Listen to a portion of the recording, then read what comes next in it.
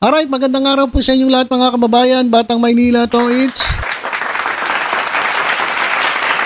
ito pong nasa ating screen mga kababayan ay walang iba kundi si former Congressman Arnulfo Teves Jr. Siya po ang tinaguriang mastermind sa paggurgur po kay Governor Digamo ng Negros Oriental at ng ilang pang mga kasamahan. At ito mga kababayan, ayan, may drama. Meron pong paiyak-iyak. Ito pong si Arnie Teves Jr. Ayan, at yakap-yakap niya ang kanyang ina. So nagkaroon ng drama dyan sa kanilang press con.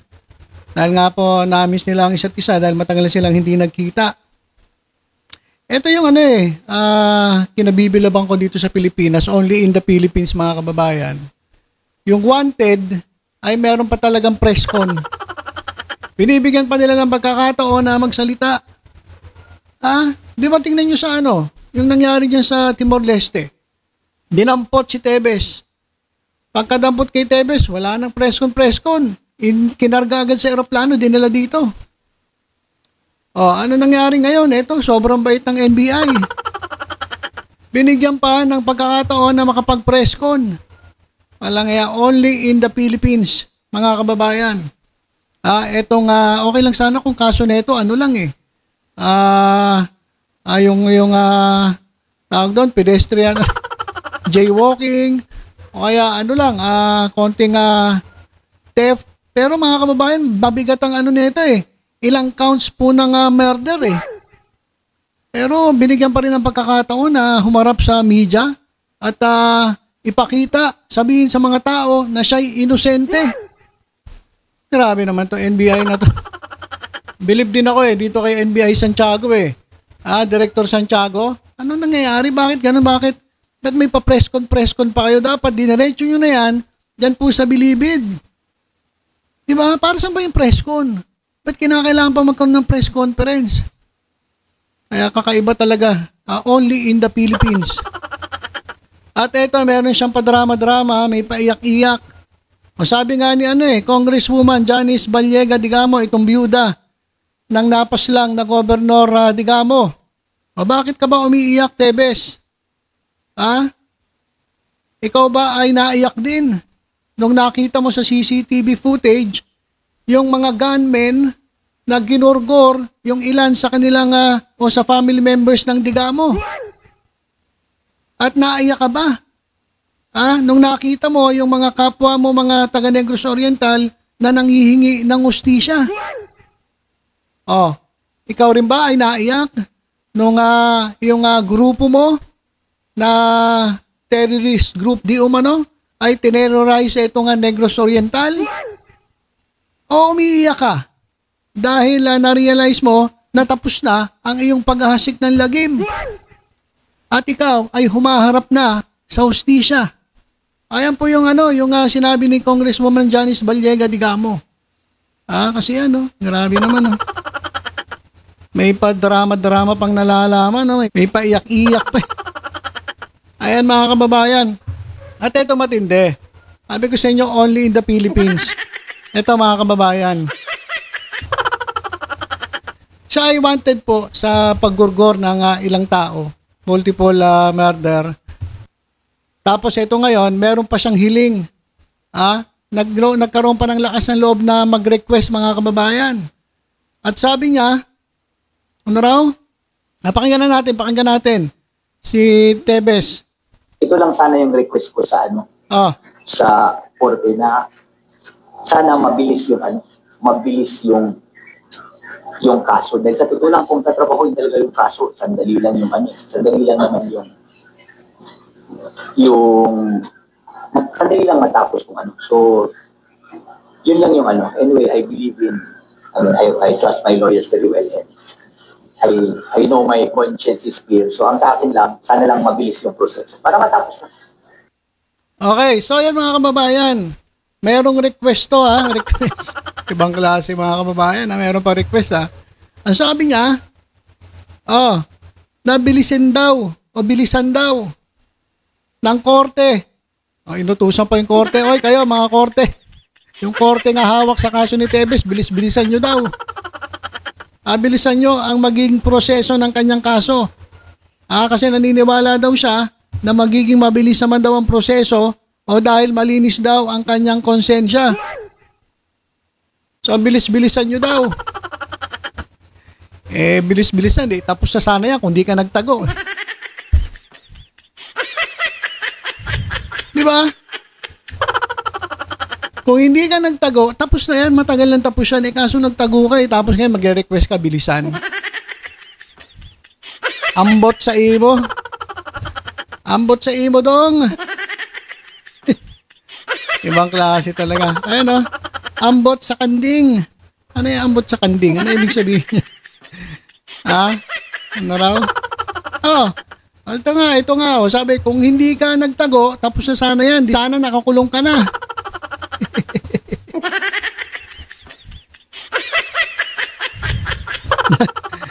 Dami mong alam. Nagtago ka, dagdag yan sa kaso mo. Yun, panibagong kaso yun, nagtago ka. Naging fugitive ka. Pinagtaguan mo yung batas. Tapos ngayon, mamadaliin mo ang korte. Kapal lang face mo Ibang klase ka. Kaya nagmamadali ka na. Kung hindi ka sana tumakas, hindi natapos na sana. Yan ay kung totoo na wala kang kasalanan. Hindi tapos na nga sana. Hindi sana nakakulong na. Ganun po yun mga kababayan. Kawawa naman siya. Bilisan na kasi ang paglilitis para malaman na niya agad na makukulong siya habang buhay. Hirap din kayaan maghintay, nakakainip. Ayan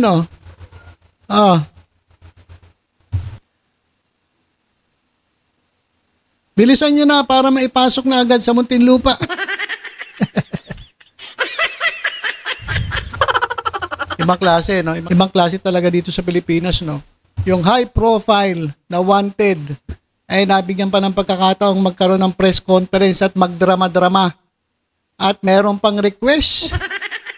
Wow! Believe talaga ako. Ay, Director ng NBI, Director Santiago, sir. Shout out sa'yo, ang galing mo. Talaga nabigyan mo pa ng pagkakataong makapag-press con. At eto, si naman, tuwan-tuwa, si Atty. Topacio kasi patango-tango lang na ganun. At nung naiiyak si Tevez, talagang inakawak-hawakan niya pa sa likod Okay lang yan. Okay lang yan. Basta bayaran mo ko, okay lang yan. Basta bayaran mo ko, laki-lakihan mo yung bayad mo sa akin para masaya tayo lahat. Ganon. Ibang klase talaga. Kaya believe talaga ako dito sa atin sa Pilipinas high profile, wanted for multiple murder. Nabigyan pa ng pagkakataon mag-press con, mag-request, magdrama-drama. Grabe, only in the Philippines talaga. At bilang pagtatapos mga kababayan, ito po, si Minority Leader Coco Pimentel ay kinriticize po ang desisyon ng Senado na i-move po itong proceedings ng impeachment ni Sara Duterte from June 2 to June 11.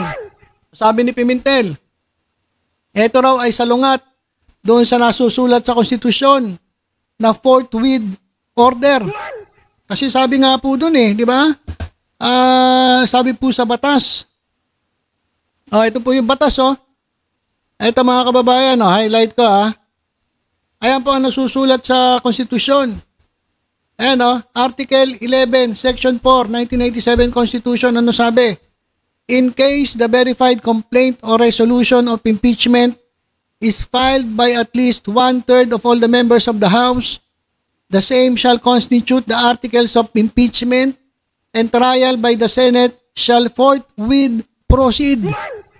Forthwith proceed. Okay, sinasabi ni Pimentel, nasa na yung forthwith? Ayan sabi ni Pimentel, hindi na yan in the spirit of forthwith. Kasi nga iminob inatras ng inatras June 2 na, actually dati pa dapat yan, pwede naman Pinagbigyan nga nila yung hearing ni Amy Marcos tapos ngayon, eto, June 2 na dapat, inilipat pa ng 11. 12, June 12, holiday. Ano na? Ano mangyayari? At sabi ni Escudero, meron daw mga dapat unahin na mga mas importante. So, ibig sabihin, hindi importante kay Escudero yung impeachment. Wala. Puro lang kasi pakyut etong si Chis Escudero eh. Ayan mga kababayan, dismayado po si Coco Pimentel.